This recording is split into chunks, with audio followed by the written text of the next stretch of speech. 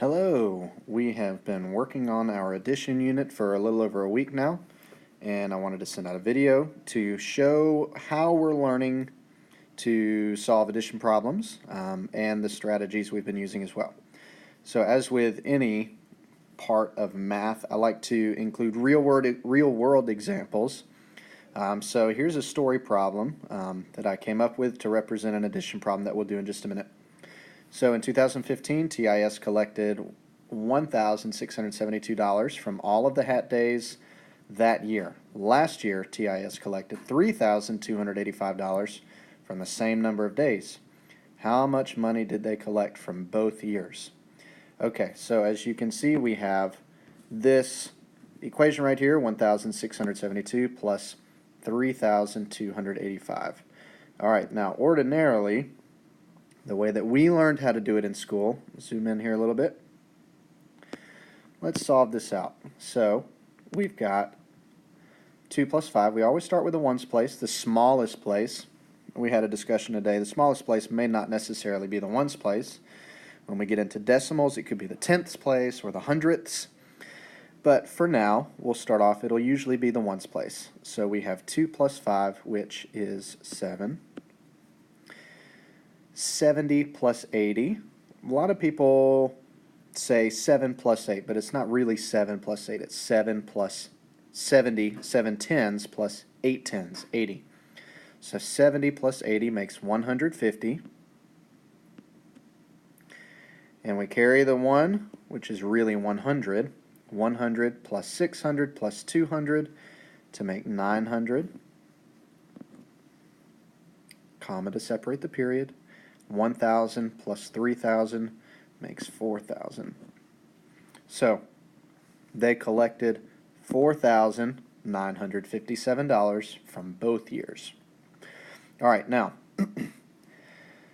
some of our students who haven't ever seen the standard strategy, standard algorithm, the stacking strategy as I may refer to it sometimes, have a difficulty understanding where or why this 1 is placed above here. So I'm going to walk you through it and break it down. That way you have an idea of helping out at home and are able to explain it a little bit better as to why the 1 has to be moved above the other place and why it can't stay down here with the rest of it. Okay, so one really good way of showing this to kids is by breaking the number down into expanded form. So I'm going to write this number now, both numbers, in expanded form. So we have 1,000 plus 600 plus 70 plus 2. And the second number, there we go, 3,000 plus 200 plus 80 plus 5. Okay. Now, let's zoom in again. Try to zoom in. There we go. Let's see if I can get both of them in here. There we go. All right. Now, process of adding is still the same. I'm going to add in, draw this line real quick. So we've got both numbers written in expanded form to show the value of each place of the digits in the number that's written in standard form over here. 1,000 plus 600 plus 70 plus 2, 3,000 plus 200 plus 80 plus 5. So now we'll do just as before. We'll add like normal, starting with the ones place. 2 plus 5 makes 7.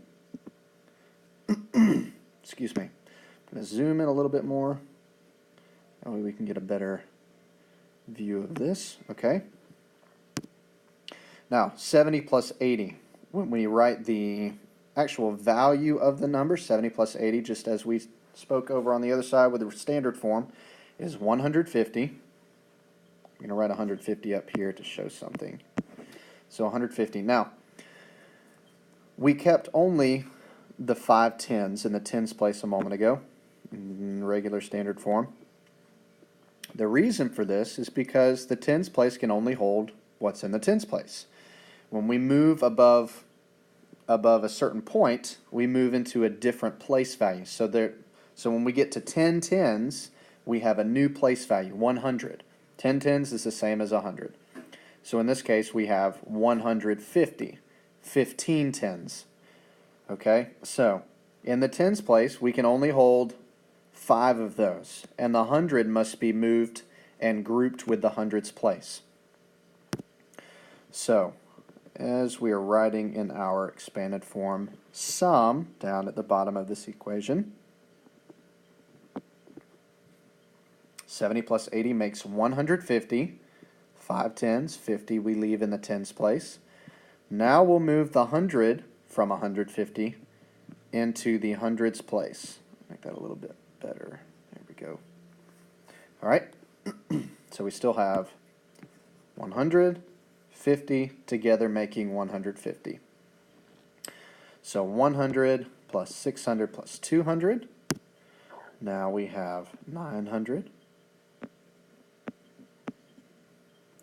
There's no regrouping needing to be made here because we are still in the hundreds. We haven't moved to the next place value over, the thousands place. We don't have any thousands in from adding the hundreds together, so there's nothing to carry and regroup. 1,000 plus 3,000 is 4,000. There we go. And with the expanded form, each value of each digit is represented. So 4,000 plus 900 plus 50 plus 7 makes $4,957, just as with the standard form. Now, hopefully this is easy to see and tell why there's that there's that one right there, where it comes from, and what it represents. This one represents 100 that came from the sum of 70 and 80, which is 150. We leave 5 tens, 50, and regroup the 100 from 150 into the hundreds place.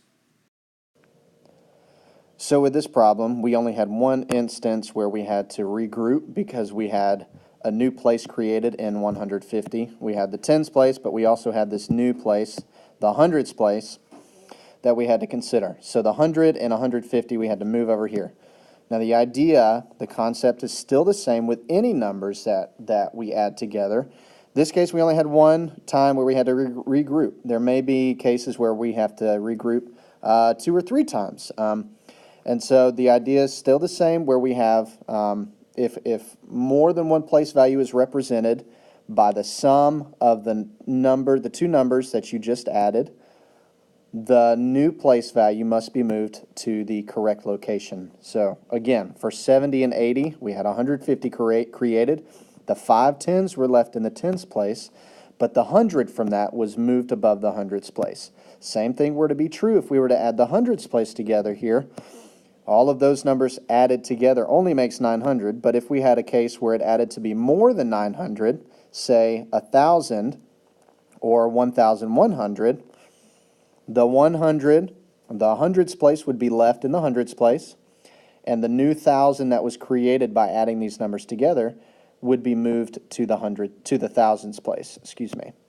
So I hope this makes sense. If it doesn't, or if there's something that I'm not clear on, or if you have any other questions, please feel free to ask. I welcome your feedback. I always look forward to hearing from you about these videos and any way I can improve them. So thanks.